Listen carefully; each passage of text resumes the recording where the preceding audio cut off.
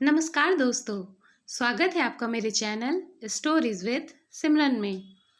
आज की कहानी का शीर्षक है सफलता का मंत्र।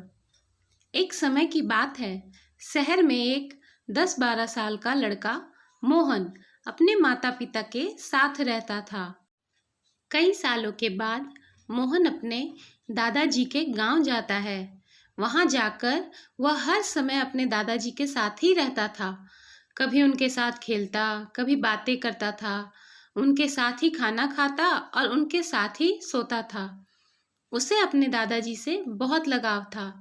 खेलते खेलते एक दिन उसने अपने दादाजी से कहा, दादाजी, जब मैं बड़ा हो जाऊंगा तो मैं बहुत कामयाब आदमी बनना चाहता हूँ।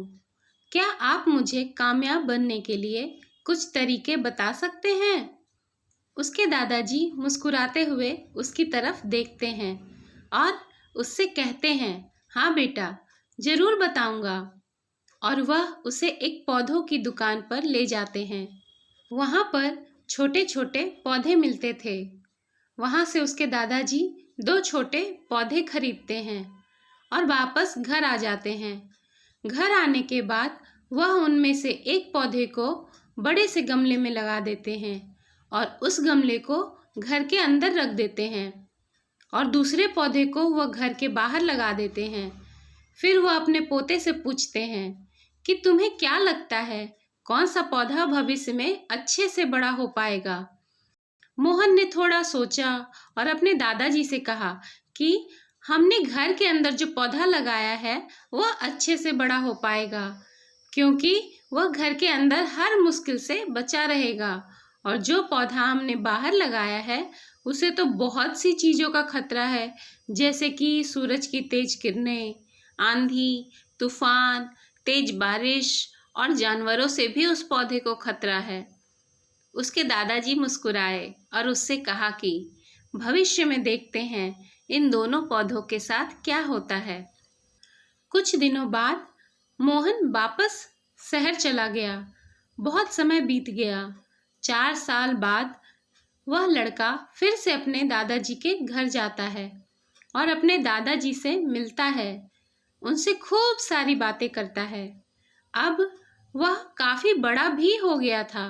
अपने दादाजी से मिलने के बाद उसे पुरानी बातें याद आ जाती हैं और फिर वो उनसे पूछता है कि दादाजी, लास्ट टाइम मैंने आपसे पूछा था कि ज़िंदगी में कामयाब कैसे होते हैं, लेकिन आपने मुझे कुछ नहीं बताया था। लेकिन अब आपको मुझे बताना ही पड़ेगा। उसके दादाजी ने मुस्कुराते हुए उससे कहा, जरूर, लेकिन सबसे पहले हम उन 2 पौधों को देखते हैं जो हमने कुछ साल पहले लगाया था। यह कहकर दादाजी उसे उसी जगह पर ले गए जहां उन्होंने घर के अंदर पौधा रखा था। उन्होंने देखा कि वह पौधा एक बड़ा पौधा बन चुका था। फिर दादाजी उसे उस जगह पर भी ले गए जहां उन्होंने दूसरे पौधे को बाहर लगाया था। उन्होंने देखा कि वह छोटा सा पौधा अभी बहुत बड़ा और विशाल पेड़ बन चुका था और उसकी जो टहनियाँ थी वह बहुत ही मजबूत और लंबी हो गई थी और उसका साया पूरे बगीचे पर पड़ रहा था।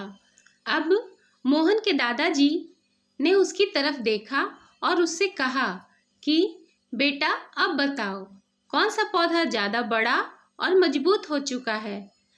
कौन सा पौधा ज़्यादा कामयाब हुआ है? तब मोहन ने कहा, दादाजी, वह पौधा जो हमने घर के बाहर लगाया था। लेकिन दादाजी, यह कैसे संभव है? इस पौधे ने कितनी सारी मुसीबतों का सामना किया होगा, इस पर कई प्रॉब्लम्स आई होगी, लेकिन फिर भी यह पौधा इतना बड़ा पेड़ कैसे बन गया? उसके दादाजी ने उसकी तरफ देखा और कहा, तुमने ठीक कहा, जो पौधा हमने बाहर लगाया था उसने कई मुसीबतें सही होंगी और उन्हीं मुसीबतों से लड़ते हुए वह इतना बड़ा और विशाल हो पाया है और अब वह जितना चाहे उतना अपनी टहनियों को बड़ा कर सकता है।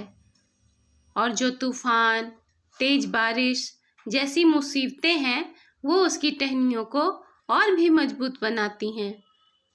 और इसी वजह से आज वह एक बहुत विशाल पेड़ बन चुका है। अब यह सारी मुसीबतें उसके सामने छोटी हैं। फिर उसके दादाजी ने उसकी तरफ देखा और उससे कहा, बेटा, एक चीज़ हमेशा याद रखना, जब तक तुम अपनी ज़िंदगी में संघर्ष नहीं करोगे, जब तक तुम मुश्किलों से नहीं गुजरोगे, तब तक तुम अपनी ज़िंदगी में सफलता को हासिल नहीं कर सकते हो। अगर तुम अपनी ज़िंदगी में हमेशा आरामदायक चीज़ें ही चुनोगे, संघर्ष का सामना नहीं करोगे, उनसे दूर भागोगे, तो तुम अपनी ज़िंदगी में उतना तरक्की नहीं कर पाओगे जितना तुम कर सकते हो। और अगर तुम हर प्रॉब्लम के लिए तैयार रहोगे, हमेशा संघर्ष के लिए तैयार रहोगे, तो फिर किसी भी मंजिल को पाना तुम्हारे लिए नामुमकिन नहीं होगा और फिर बड़ी बड़ी प्रॉब्लम्स तुम्हें छोटी लगने लगेंगी। यह सुनने के बाद मोहन ने एक गहरी सांस ली और फिर उस विशाल और बड़े पेड़ की तरफ वह देखने लगा। उसके दादाजी के शब्द उसके दिमाग में घूम रहे थे। दोस्तों, समस्या, रुकावट और मुश्किलें, इन चीज़ों को हम अपनी ज़िंदगी के दुश्मन समझते हैं, लेकिन यही रुकावटें, यही मुश्किलें हमें मजबूत बनाती हैं और हमारी ज़िंदगी में हमें ज़्यादा कामयाब बनाती हैं। तो दोस्तों, आपको ये कहानी कैसी लगी, ये कमेंट में ज़रूर बताइएगा।